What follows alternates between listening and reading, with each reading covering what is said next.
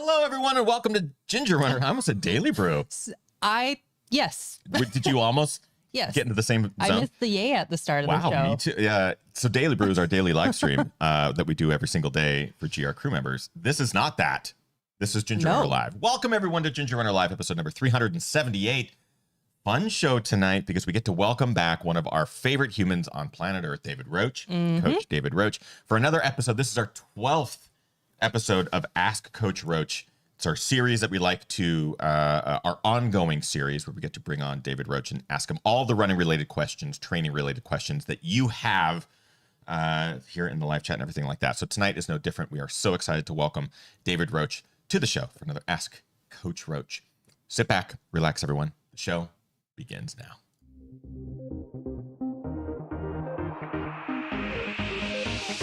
Ginger Runner.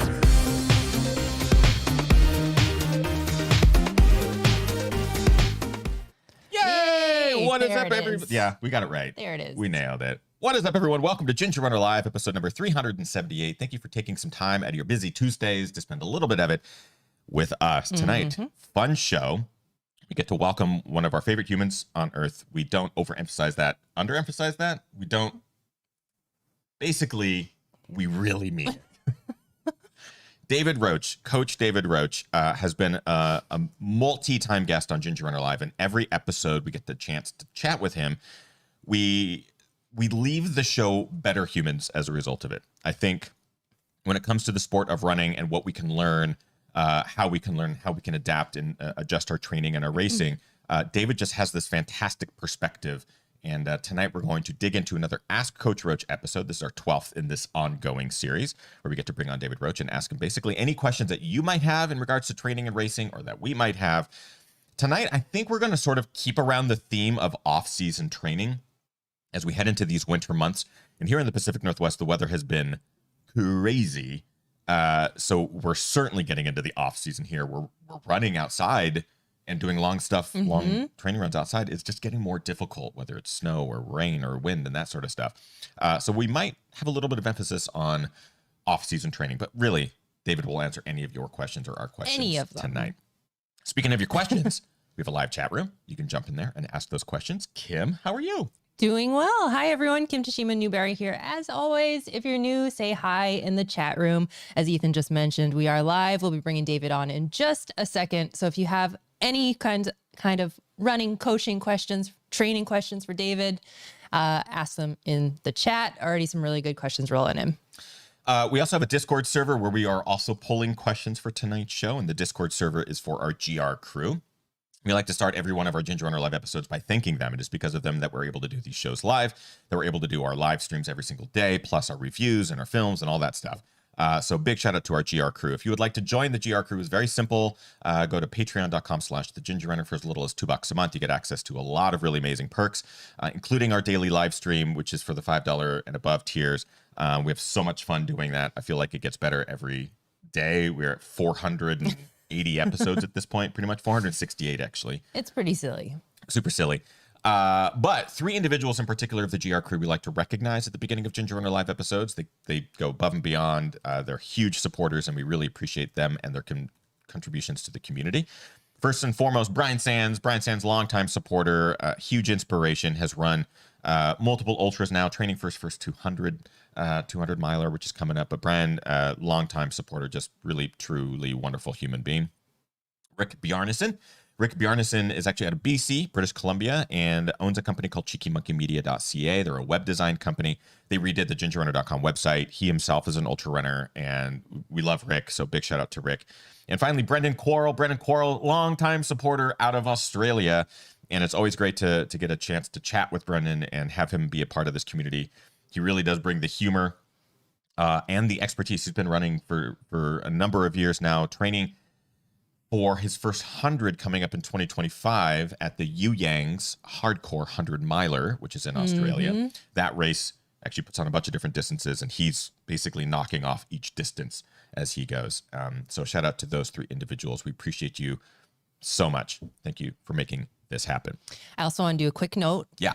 Deb Runs Far in the chat says, in Arizona, it's like we are in opposite seasons. We are rolling into on-season training. So let's keep that in mind as well. Yeah, no kidding. That's a great point. We can talk about off season, even though this might not be off season for people in Australia or Arizona. Yeah. Those are the two places. Those are the two countries, Arizona and Australia. Speaking of our guest, David Roche. Speaking of Arizona. And Australia. They both start with A. The second letter of our guest's name is an A. That is the connection. Yes. From Colorado, David Roche. Yay. Thank you so much for having me. I love this so much. When you were reflecting that this is the 12th Ask Coach Roche, I was thinking, if you had told me like 5 years ago that I would be doing something like this with you two, who I looked up to so much, I would have like shat my pants so hard. So yeah. So hard. So hard. We're talking something that's kind of a little bit violent and actually not even funny at all. Oh, I'm so sorry. Yeah, this hypothetical me 5 years ago just got not good. But I appreciate it so much, and it's an honor to be here with the community too, which I deeply love. Every time we have you on the show, I think what we end up finding out is not just information around running and like how we can better our training and stuff, but we tend to sort of like open up a little bit and see kind of within ourselves. I don't want to get all the fancy schmancy and spiritual within the first 10 minutes of the show here, but it's true. I feel like we leave, and this is just a personal note from Kim and myself. We sit down, we talk to you, we have fun, we joke around. We obviously know you very well at this point for the number of years that we've known you, but we're still able to leave these conversations, even if it's just happier, more enlightened, more educated.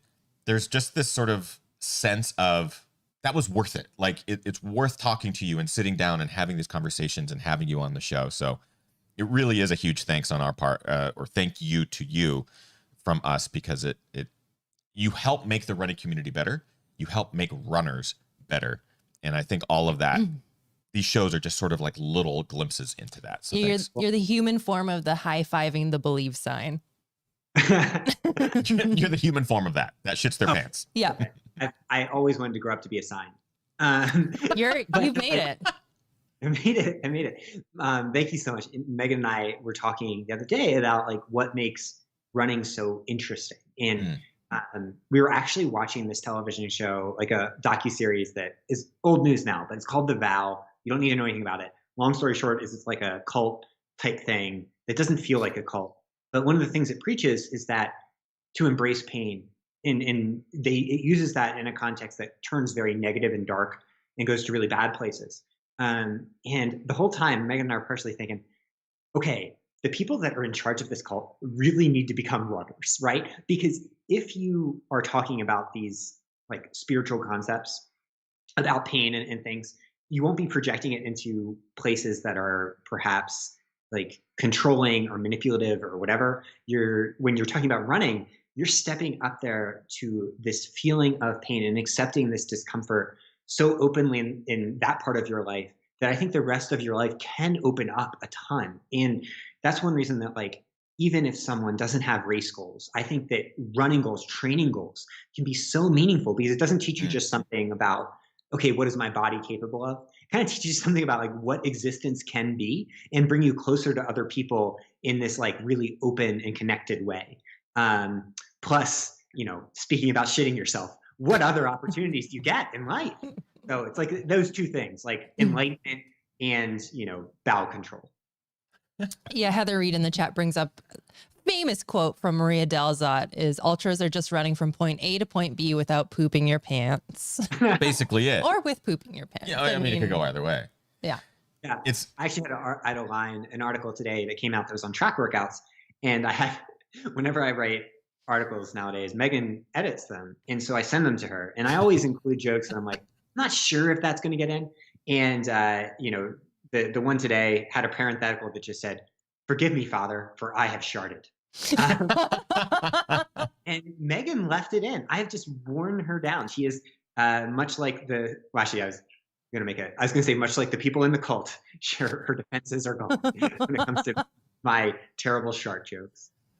And Megan did mention the last time we had her on the show that she was not necessarily a super big fan of your fart jokes.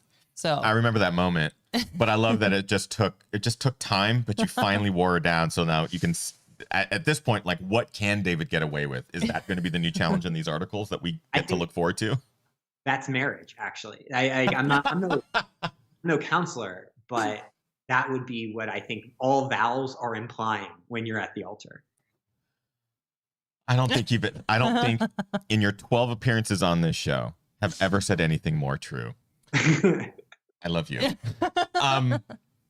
Let's get into this, because I do want to start talking a little bit about we'll start with the conversation around off season. Clearly, this can go in any multitude of directions. So I think trying to harness some of the dialogue here centered around this theme might be an initial start, and then we can kind of branch off from there. I'm thinking just from our location perspective, we are approaching the months that get darker earlier, that get wetter longer, that the terrain that we're running on is dangerous on some days because of the wind or the snow and that sort of stuff. And I'm fully acknowledging that there are other locations on this earth, including the countries of Arizona and Australia, that might not be having these issues currently. But as we go into these months, should I be banking miles or time on trails or doing more cross training, or is there anything I can sort of adjust in my typical training weeks that might prepare me better for entering off season and preparing again for coming back in like it's such an important topic, and I think it's a place that a lot of runners make mistakes that then cut down the rest of their years, and a lot of it is inadvertent and good and well intentioned. It's not lazy or anything like that. It's interpolating from outliers. So that's where I want to start.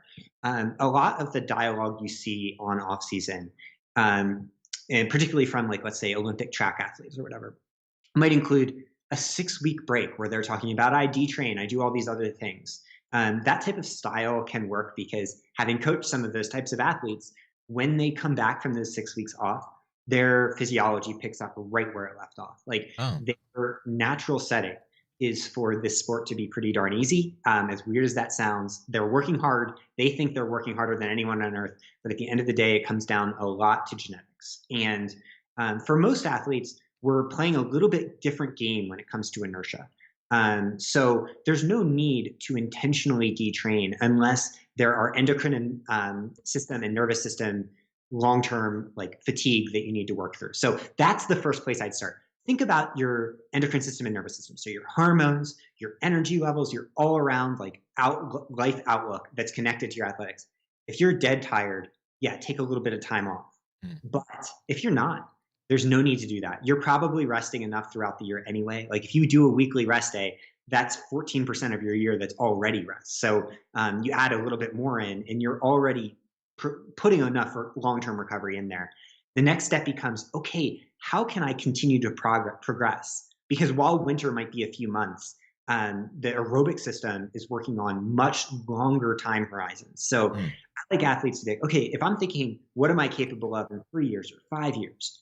That all comes back to that aerobic development component.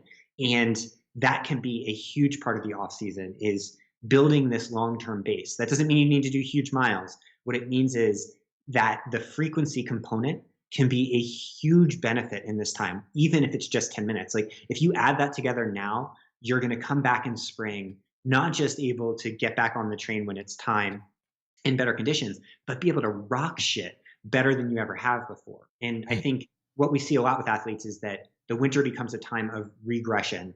And the problem is that you play catch up for half the year, and it becomes really hard to get the exponential growth curves coming that can make the sport so bonkers exciting when it really gets going. That's exciting to hear, because I think, there's the misconception that we have to follow a plan where we do take all this time off or take a step away. I mean, I'm sure there's benefits to that, but there's also the idea that we do get rest throughout the year. And I hadn't really thought of it that way, that we are allowing ourselves these moments of periodization throughout the course of the year where our bodies can sort of adapt to the load and then prepare for the next load and that sort of thing. So that's good to hear. So, like, you think about a professional athlete that might be saying this, that you read, that the off-season theory might be interpolated from. They might never take a rest day, like, during training. Like, maybe their hour easy run is what they consider a recovery day. Right. But that's a very different approach than, I was going through and tallying. So a professional athlete that we coach, meanwhile, that rests throughout the year, is already resting 23% of the whole year, even without a long-term break. Oh. You're resting once a week, you're adding a few days here and there for like an injury scare after races, you're resting for a little longer, things like that. And so like, while the emotional mental part of it is something, especially this time of year where people might feel a little bit burnt out, I don't want athletes to think too much about that, because if you give in to that feeling, you're probably giving into that same inertia that will hold you back. So the frequency-based aerobic development, that doesn't mean volume, can be huge. Maintaining your top end speed, so that can feed back into running economy. And then also a great time to do things like strength train or cross train or other elements that might fall by the wayside. You don't need to be running, huge volume weeks. But I think if you stop running now in any meaningful way, it's going to come back to bite you in the ass. And that is not the type of thing that like we should be doing intentionally as athletes, particularly as we age. And those like regression curves might be pointed in a slightly different direction than they would be for like a 22-year-old Olympian. It's interesting. I think off season is the wrong term then. I think because off season essentially implies you're turning your running off, but the reality is maybe an alt season or an adjustment season, or even no change at all. Seems to be sort of the order of events here. We do have tons of live questions, so I want to make sure that we get to some of these, especially around this topic. Kim, you pulled a bunch aside. What do we got? Yeah, I just want to say thanks to Eric Paramon for the super chat. We appreciate that, Eric.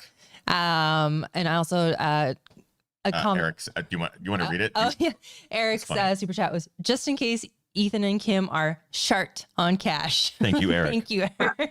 We appreciate that. We'll put that towards a coffee, which will help us be short on cash. That made sense in my brain. Did not make sense in words. Ingen in the chat says, as someone who has had an unplanned off season this summer and I'm still struggling to get back to normal, I don't ever want to do that again.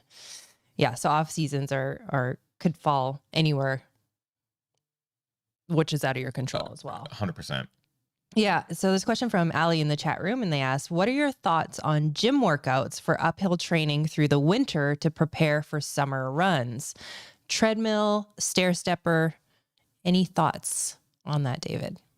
Amazing question. I love it, Allie. Well, first, I do want to, I'm not an expert on YouTube, but from context clues, I'm gathering that super chat means you got money with a shark joke in it.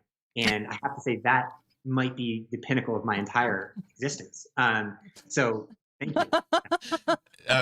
Because of our conversation around you pooping your pants 5 years ago, which led us to this 12th episode of Ask Coach Roche, one of our viewers super chatted $5. I got to read it again. In case we were short on cash. I sharpen service. And in like that's a very relevant thing of where you do have the off seasons that are kind of beyond our control, and that's one reason that like, yeah, it's a place to not necessarily insert massive rest breaks unless you physically need it. And then in terms of the gym, yeah, I think that that's a big part of how you can reorient this season. And maybe it's a really good time to talk about how this type of structure might actually look. I love athletes still running, if they can, 5 times a week at least, even if one of those runs is like 10 minutes, and keep building that. It's a great time to also introduce cross training that can be in the gym. One thing we are huge fans of, and this is a great time to do it, we have a ton of our athletes do it, is uphill treadmill. So depending on your level, you can set it anywhere from like 5% all the way up to 15%, and just run at a very relaxed pace.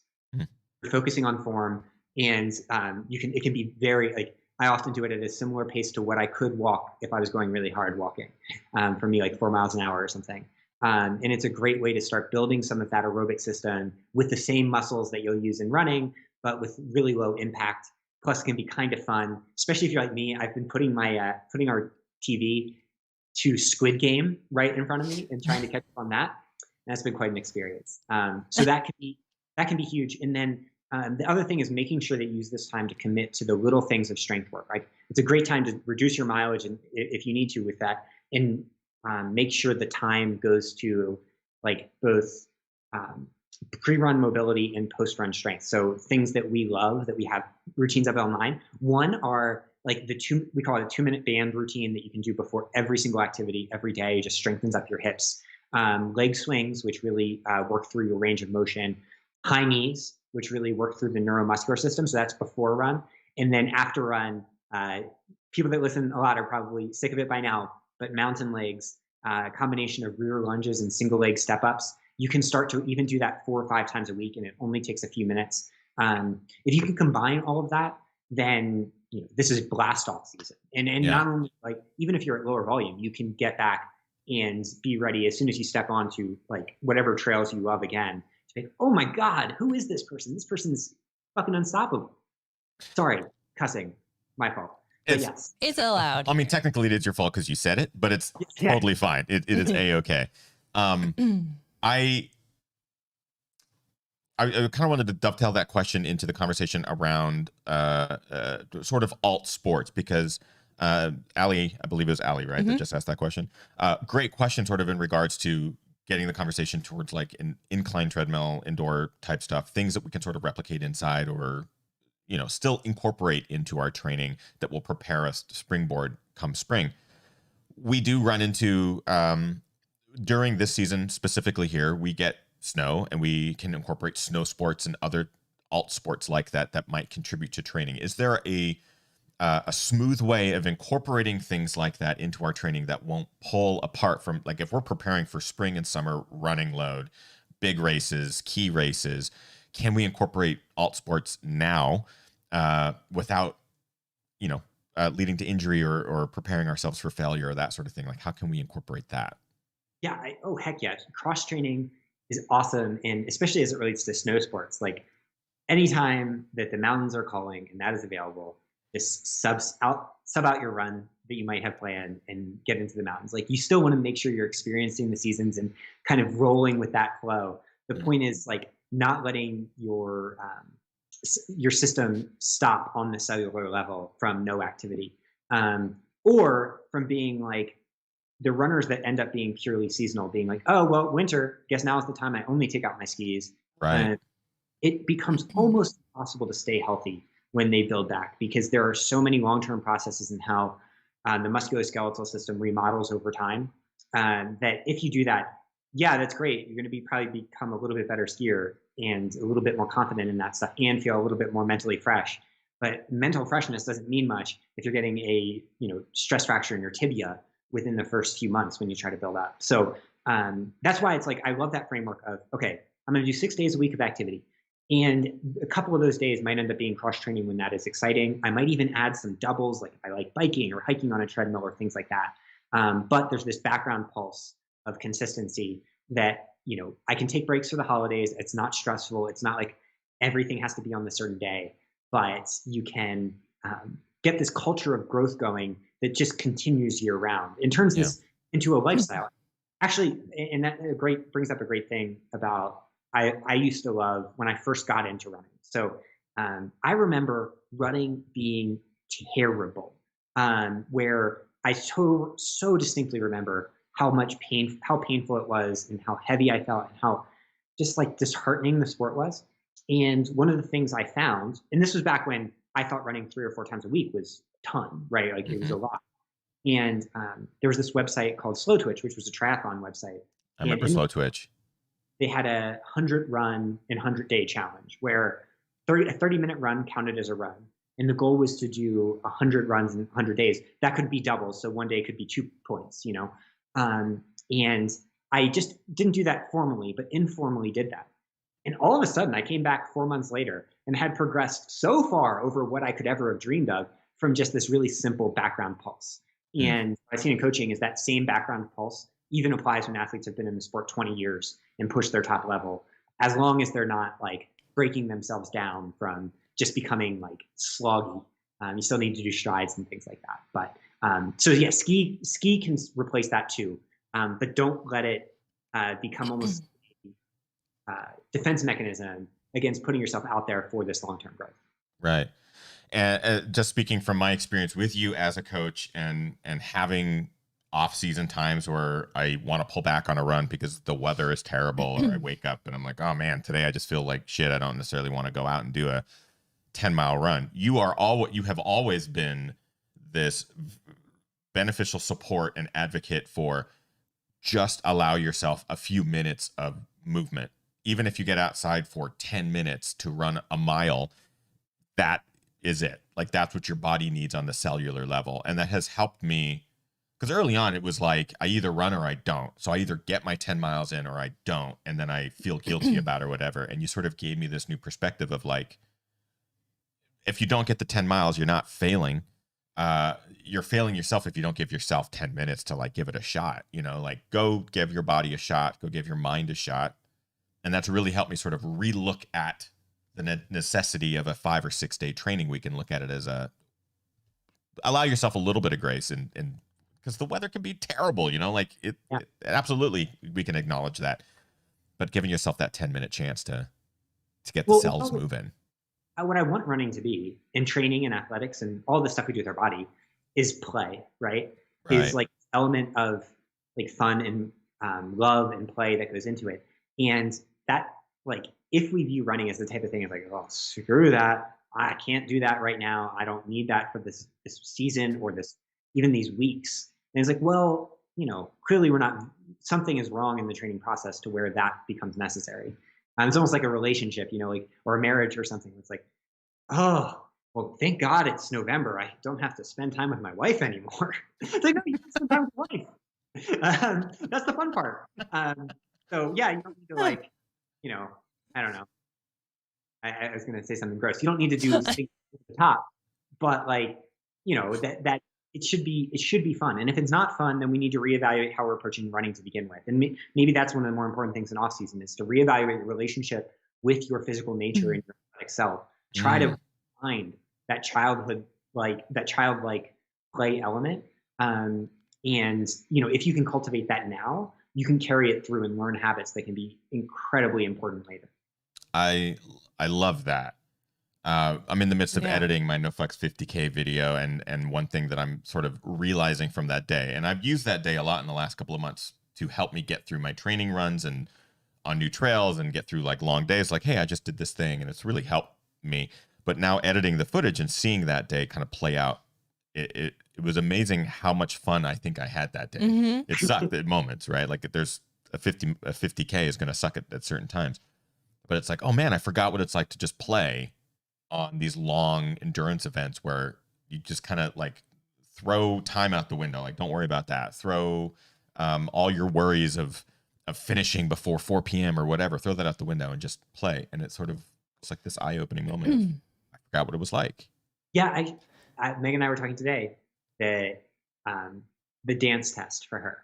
So like, depending on how much she dances in her warm-up, I can kind of tell where her mind's at and like how the run's going to go. And the point being, like, for her, that's how her play manifests itself. And that's like it's like a foreplay for the run itself. And like, whatever that thing is to you, injecting that lightheartedness into your athletics is so cool and can be so fun. And it's great for growth because that same biophysical context is where adaptation happens. Mm-hmm. So, when I talk about play, it's not just like, oh, that's cool, that's touchy-feely. It's like, well, that's, if we're looking at a cellular level, all of the chemicals that go into adaptation and all of the ones that curtail adaptation are, put in the best context when we're out there having a little bit of fun. Not all the time, but sometimes.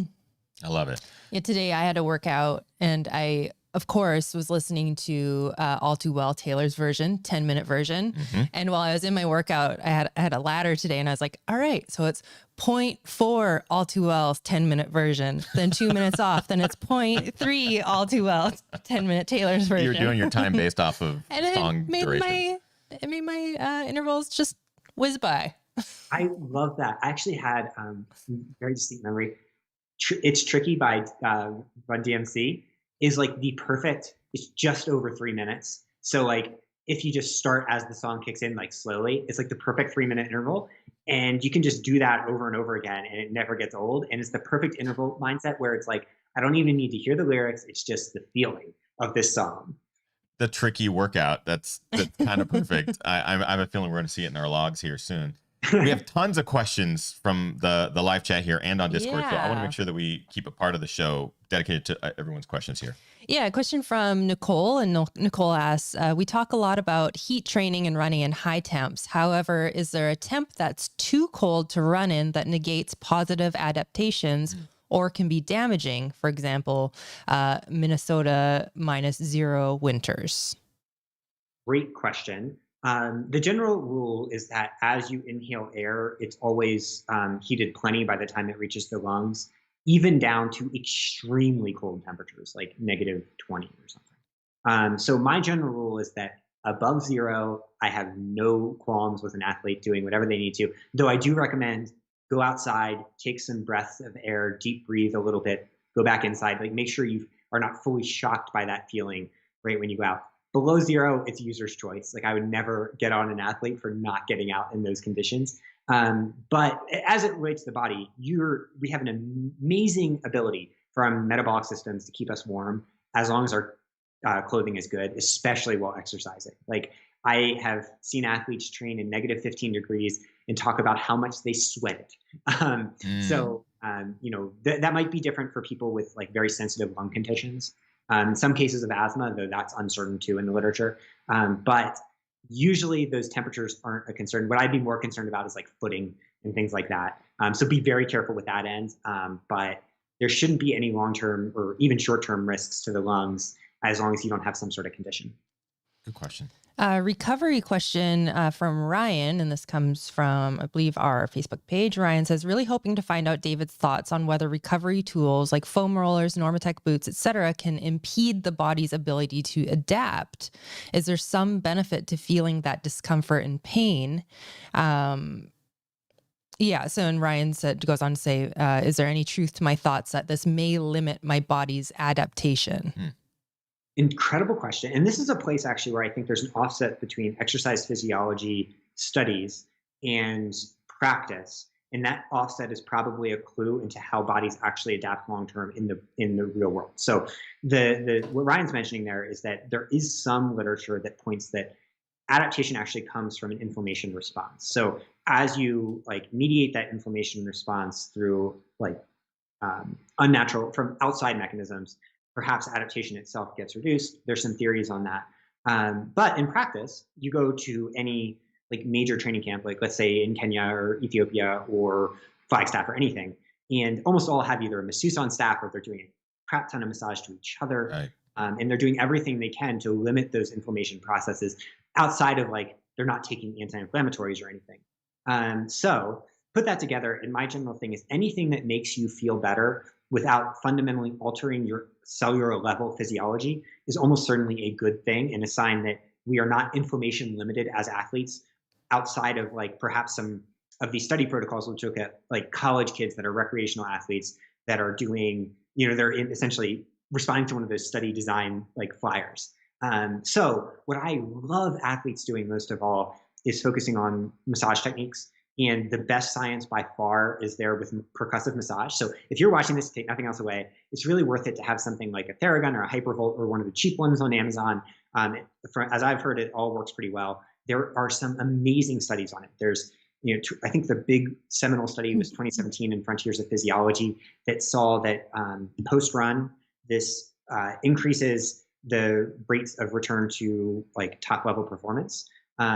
Pre-run, athletes that do a pre-run end up having lower levels of muscle breakdown during their activity sometimes. So it's all in moderation, but I think that massage element can be pretty key. And that also goes for other things that make you feel good. So Megan, for example, has an autoimmune condition and that leads to a lot of inflammation. Ice baths really make a difference for her. For me, I've actually noticed the opposite. And so it comes back to listening to your body a little bit on that, but no matter who it is, like as Ethan and Kim know, I'm like, get your massage tool, make it a little bit creepy how close your relationship is with it. Perhaps marry it in a common law ceremony, whatever you That's what we need to do. But we have one. We got one a year ago. Yeah, we've had it for a while. And it's been in constant rotation. And I think when we got it, it was like, I hope that we use this. I'm excited because I have like quad issues and it'd be nice to dig into the quad. We haven't stopped using it. Like it's been so much better at doing what we'd hoped it would do than we ever thought it would. It's also be. super easy to use. It's so easy. Yeah. And there's lots on the market now that are very affordable. Agreed. As well. Yeah. Maybe a couple more questions and we'll move into the after show. Oh yeah, go ahead, David. To jump in, that would be a great thing. Buy any of your friends, your family, your parents, your grandparents, an oversized vibrator for Christmas. We all need it. And get it for the non-runner in your life and just look at their face and just see. Just see what they think it is. I've had some interesting experiences with TSA. The Tiger Claw trophy, no issues. This big vibrator, I was getting some high fives through it. Nice, man. Nice. You're like, it comes with attachments. They're like, we know. Yeah. We checked them all. Maybe a couple more questions from the live chat, and then we'll move into our after show. A question from Ingen, kind of in the same vein here. Ingen says, I've heard that NSAIDs impede adaptation by blunting inflammation, but would the same be true for anti-inflammatory foods? See, and that actually gets to a fascinating point on this topic. While the mechanisms are somewhat understood, the actual paths of adaptation are so complex from so many different directions that it's possible that anti-inflammatories for people that do have high levels of inflammation could actually help adaptation, because high levels of inflammation go the opposite direction and can actually cause regression. So the idea is we like inflammation that we can adapt to overnight, essentially. Inflammation that takes more than a few days, probably not the best thing outside of very specific bouts of exercise. So anti-inflammatory foods, great example of that's background inflammation, non-acute. Whatever method you can use to get that down is great. So, that's a key part, I think, for athletes that want to really dial in things, or like Megan and have an autoimmune condition, need to think about it a little bit more. I would recommend not taking NSAIDs unless a doctor tells you to. But, even that, I doubt that if we did a real in the field study with people that takes them sometimes versus those that don't, we'd see any change in long-term trajectories. In fact, those people that take NSAIDs, if they're able to train more consistently, are probably going to do better off that anyway. And yeah, so the whole discussion around inflammation, and I've noticed this a little bit over time, like every time I've heard an athlete say that, be like, well, yeah, I mean, inflammation's good. It's like, eventually they're not running. And I'm like, well, clearly inflammation wasn't too good. Right. I before we get maybe one more question, I sort of want to get like the conversation, kind of an all-encompassing of what we talked about today, just sort of get a general sense of what our viewers and listeners can sort of take away in a distilled version. So as we approach these winter months here in the Pacific Northwest, or the summer months in Australia, and also the holiday season, like we haven't even talked, we didn't talk about that either. It's just like the life busy part scheduling, family obligations, things like that. So as we go into these months, sum up, David, sort of what maybe we can implement into our daily, weekly schedules that will allow us to tackle spring and summer prepared, ready at a cellular level and a mental level. So the big overarching theme I have in winter, and it applies always, is bet on yourself. Like, it's so easy, and so many of us are tempted to, be afraid to put our chips on the table. But right now, where we're not thinking about races, we understand there is going to be a race season in 2022 after everything wild that happened. What a good time to be like, okay, life is passing me by, and what am I doing holding these chips back? I'm not going to use these later. Let's use them now. And what that looks like in practice, in like a smart off season, in my opinion, is let's start from the basics. You're still taking your rest day every week. You're still being serious about that. Then you're building up your low-level aerobic volume as much as you possibly can. For me, what that looks like a lot for athletes is if we can get up to 6 runs a week or 5 runs a week with a cross-training day, awesome. It doesn't need to be far. We're not talking you need to do long runs particularly, but aim for those 45 to 60-minute runs as often as you can. On top of that, if you're feeling ambitious, if you have access to a gym, if you like to go hiking in the snow, add doubles or cross-training sessions where you'll get out in the afternoon or in the morning if you're doing afternoon running, and adding a little bit on top of that. It can be, like I said, a 10-minute spin on the bike. It can be a hike with your family that's like a little bit more personal. It can be all these different things. Like any type of aerobic volume can be good right now because it doesn't need to be specific. And then maybe most key of all, as you're doing this and you're raising this aerobic tide, make sure that you're keeping your speed up. And in practice, that can look like 3 sets of 4x20-second strides per week. So like last week on Ginger Runner, Mark Tatum was on there. And Mark's training revolves so heavily around 30-second hill strides. Like he's probably done 10,000 since I started coaching him at least.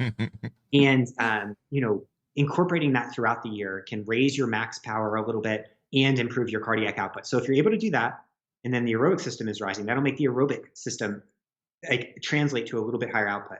A little bit better aerobic system makes those strides, it makes those like short intervals maybe a little bit better. And you can just feed those back on each other. And when I'm talking about base, I'm not just saying all easy all the time. I'm saying, let's see how high we can get that to go. Yeah. And, when you start feeding those back into each other, and then you add strength work 3 times a week, and then, which, as I said, my strength work is like 5 minutes a day. It's not huge. And then add things like percussive massage.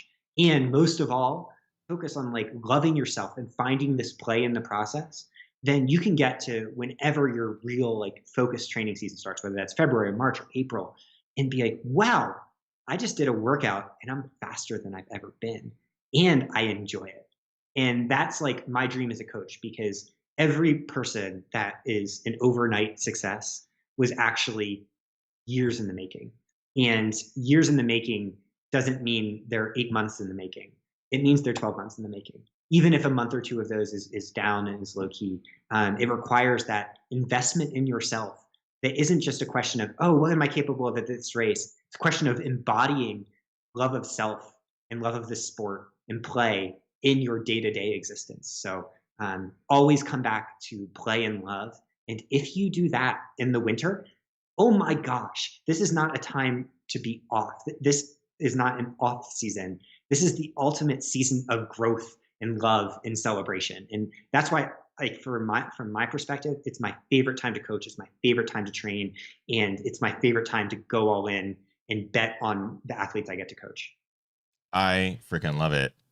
I couldn't I couldn't get the picture of like pulling a slingshot back. Like we're basically preparing and loading up our momentum into spring, and I love that visual, and I love looking at it not necessarily as an off season, but as just prep season. We're literally preparing our bodies and our minds and our cells for takeoff. David, you are a wonderful guest as always. You're such a dear friend and inspiration. And one last thing on that, if that's okay. Is it okay? Yeah. While I'm saying this, and I'm trying to get you hyped up, because I know it can be a time when everyone feels like, do I really I feel I'll that take too. a step back. Yeah. I had my last race of the season a couple weekends ago, and I've just congratulations, by the way. And the other side of this is in the play, in the love, is try not to judge yourself. Like that self-judgment monster is especially strong right now. It's going to be strong if you miss days. It's going to be strong if you do days. It's going to be strong all the time. And that what looks like a monster of self-judgment is actually just the flip side of all the things that make us delightful, incredible humans as we are. So when you have those self-judgment thoughts pop up, this isn't just like about touchy-feely again. This is about adaptation and thinking about yourself as an athlete. When those self-judgment things pop up, just try to be like, hey, I love you too. Not just like, I'm trying to change you. It's like, no, that feeling too, that's such an important part of what makes me human, of what makes me an athlete. If I didn't have that, I wouldn't have any of this. And so as we confront that feeling in winter, which I think we all are going to have those existential crises out there, be like, ooh, that's a tasty morsel of life. And it's just a beautiful part of what makes me this like amazing creature just as I am.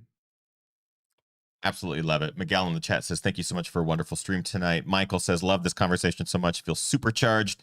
Camille says, this was great advice. I got a playlist. Do I run all night now? Just kidding. And Ariel says, this is such a great GR Live. Could not agree more. Love having you on, David. Yes. You are just, thank you for giving so much. Because I think one thing that I don't want to take for granted with these conversations is that you are providing so much insight and guidance to our viewers who are not your clients, but you, for the love of the sport and for the love of each runner's journey, you are providing such great information, insight, and inspiration. So thank you for that. Now 12 episodes of this, we just love them because we just always know we're going to, again, leave these more enlightened. I do want to give you an opportunity to plug the podcast, coaching, the book, everything that you need to. David, I know there's lots of places people can follow you, but where and how can people follow you, find you, support you? What can they do? Well, Some Work All Play podcast that my wife Megan and I do. Other than that, as always, if you can, add $1 to your Patreon for Ethan and Kim. Like, that little bit means so much. They've meant so much to me. And most of all, I love you all. This is such an honor, and you're freaking awesome. And through all those dark runs you're doing, Camille, if you run overnight or whatever, I hope that you can carry a little bit of this love and enthusiasm with you, because it's amazing what you all are doing to put yourself out there as an athlete. It's so vulnerable. It's so courageous. And, as you're betting on yourself, know I am there to throwing in my chips behind you as much as I possibly can. Our guest tonight was Mr. David Roche, Coach David Roche, another episode of Ask Coach Roche. We have tons of questions that did not get asked tonight. Kim, you pulled aside like 15 or 20 different questions. So if you did not get your question asked, hold on to it. We'll have David on again, I promise you. But we are going to move right into our after show. Our after show, we're going to ask as many of these questions as possible. If you'd like to join us for our after show, all you got to do is go to patreon.com/thegingerrunner. All tiers get access to our after shows, both live and archived.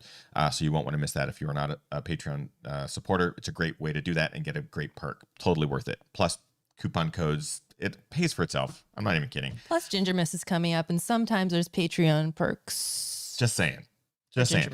Before we wrap up our main show, though, we do like to recognize members of the community, you out there, as our GR Crew Member of the Week. Kim, you have pulled aside someone who is our GR Crew Member of the Week. Who are they? And where are they pulled aside? This week's GR Crew Member of the Week is Vivian Severes. And Vivian wrote in and said, I ran my first ultra this weekend, 50K at the Lake Thunderbird Trail Race in Norman, Oklahoma. I got lost towards the end when it got dark, but still finished, thanks to the encouragement and company from a couple of volunteers who got me back on track and did the last loop with me. Vivian also says, DFL, but done, and had a great time. And Vivian posted a bunch of beautiful photos on our Discord server as well, including a DFL trophy. So congratulations, Vivian. Congratulations, Vivian. David in the background also cheering for you. Yeah. He's so happy for you. Vivian, you are awesome. We appreciate you very much. And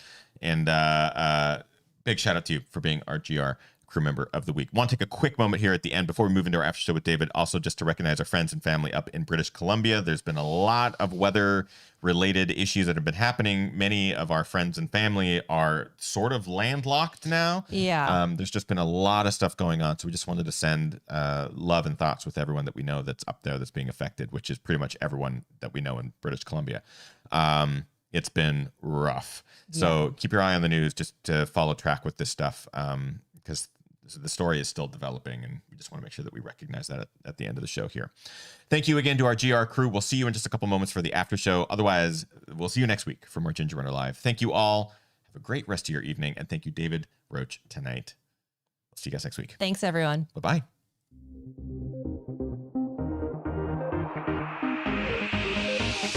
Ginger Runner.